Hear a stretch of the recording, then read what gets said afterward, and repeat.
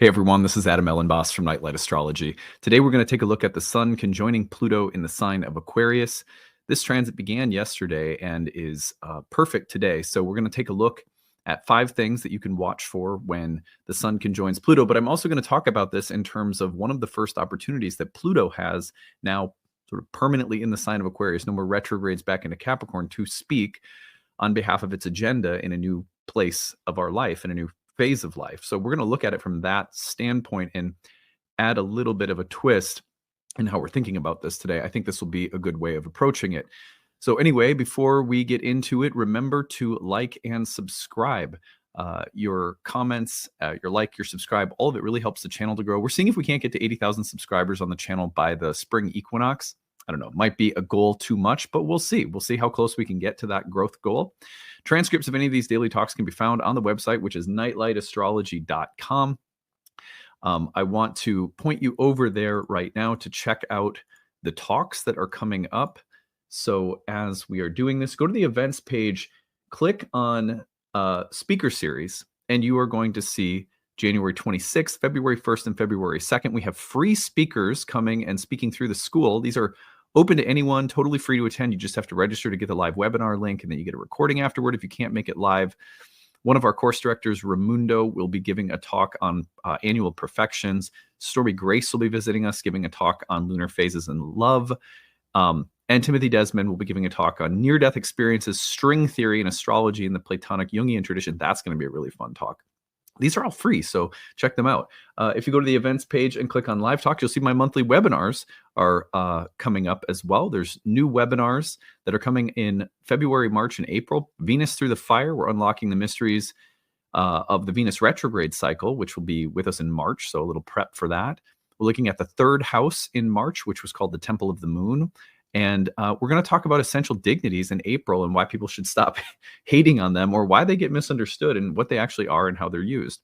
So some fun talks coming up. Check those out. I hope to see you there. Anything you register for with us, you get a recording if you can't attend live. So be sure to check those things out. All right, on to our content for the day. Oh, you know what? One thing I wanted to mention really quick. Many of you may not know that we have an affordable reading service now available through our website with tiers of different prices and different staff members that are there to do readings for you. This is something we built through last year's Kickstarter. So if you want an affordable reading with one of our staff, there are different tiers of pricing available for you so that you're not priced out of getting some astrological consultation in this new year. So check that out as well. It's under the readings tab under affordable reading service.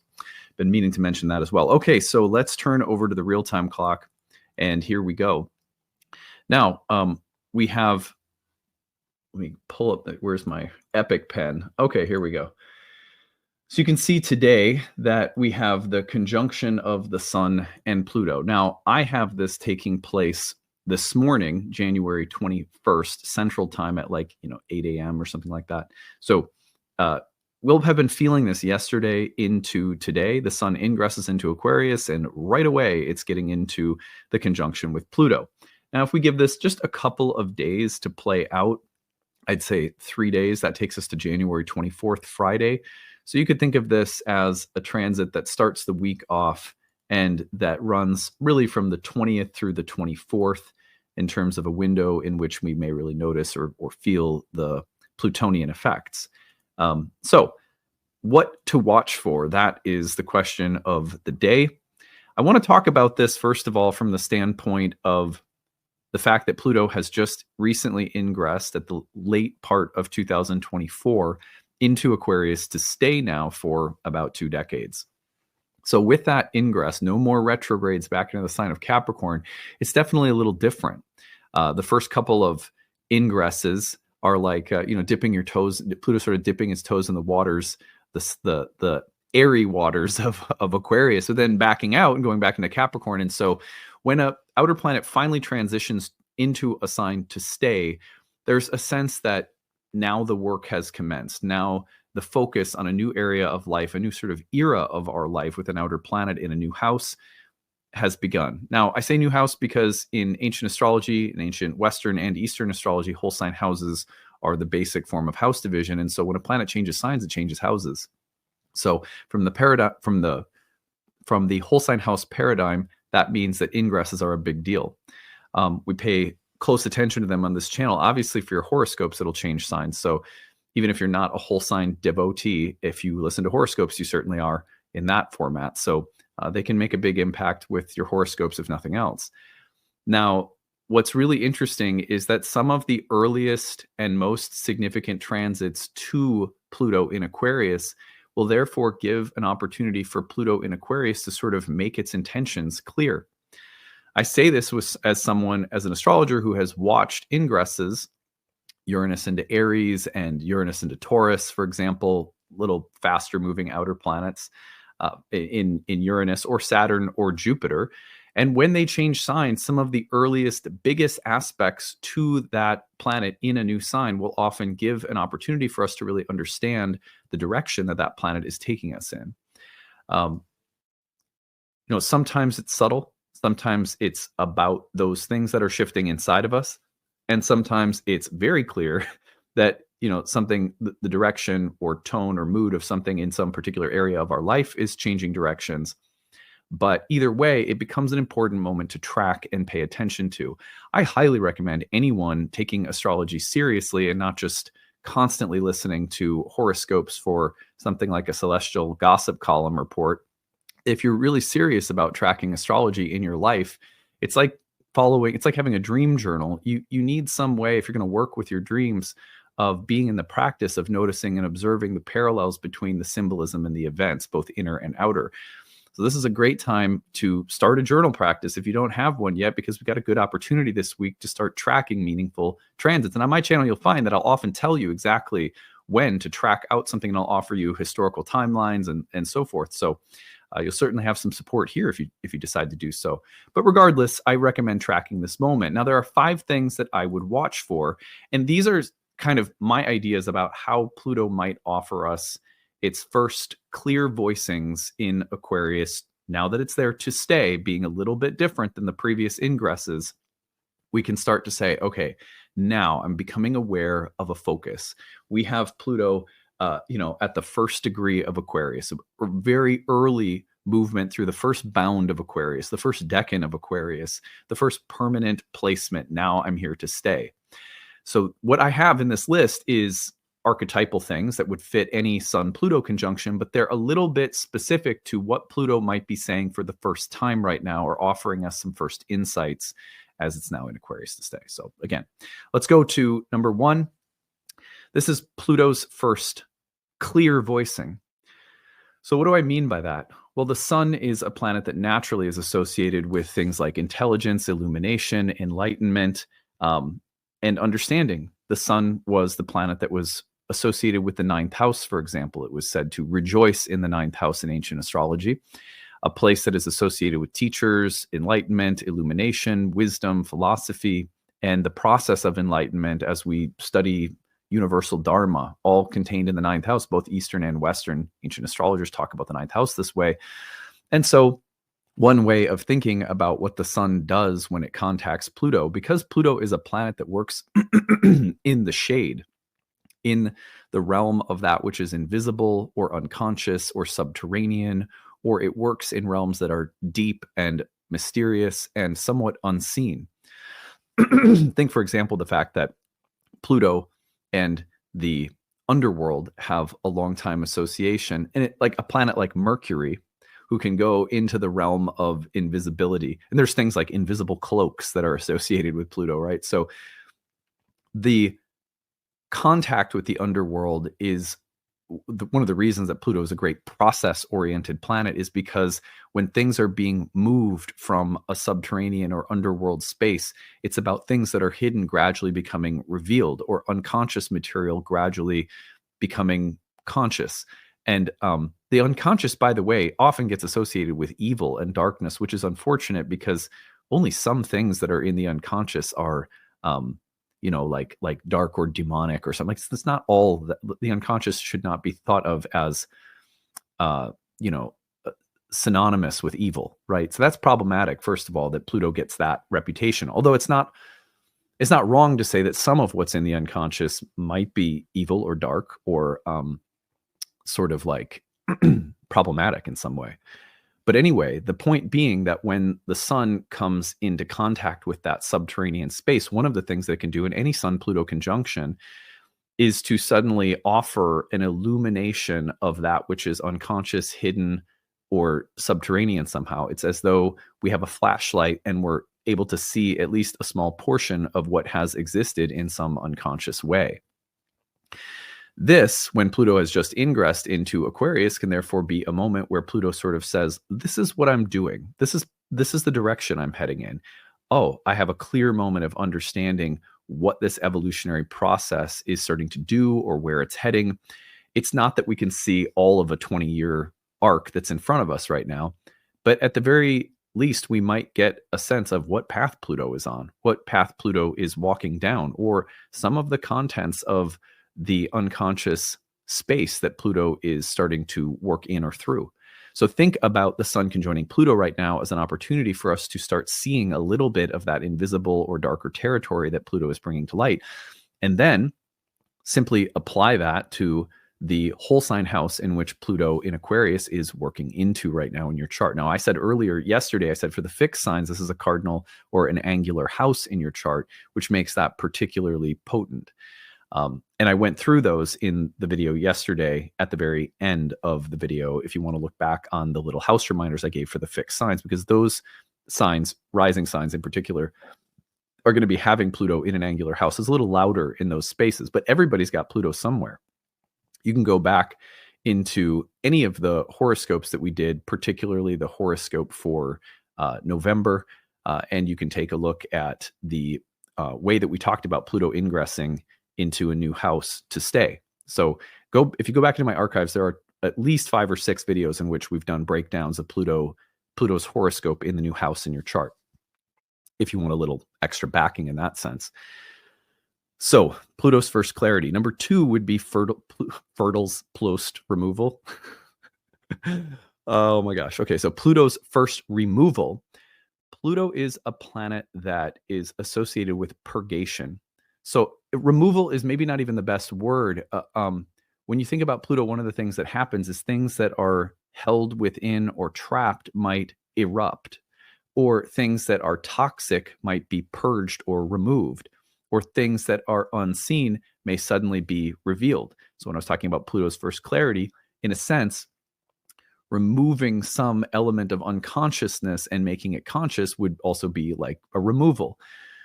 But this is a slightly different way of thinking about it, because what Sun and Pluto can do together when they come into a conjunction is it's like an antibiotic. The Sun Pluto acts like a purgative and will remove things that are toxic or corrupt or stagnant and suddenly bring it into the light. They say the best antibiotic is sunshine. You guys ever heard that before? So, bringing things that are dark to light and removing things that are toxic, stagnant, malignant, that is a Sun-Pluto dynamic. For example, Pluto transiting Sun in many natal charts over my years of counseling, I have seen in relation to the beginning of chemotherapy, the removal of a tumor, or even the removal of something, an organ that is sick, not sick, but what I'm like having your appendix removed or something. I've seen that with Pluto and the Sun. In fact, had that happen to a family member not long ago. So point being, one of the ways that Pluto starts its work is to start by removing something. So watch for the potential for something to be removed or purged. You might even think about it that way. But the word purged, I think about it in the context of like an ayahuasca ceremony. Some people, the word purge, they're associating it with like, I don't know, something really, like was that movie, The Purge, where everyone's killing each other? I don't know. People have maybe some negative associations with that word. So use whatever word works for you.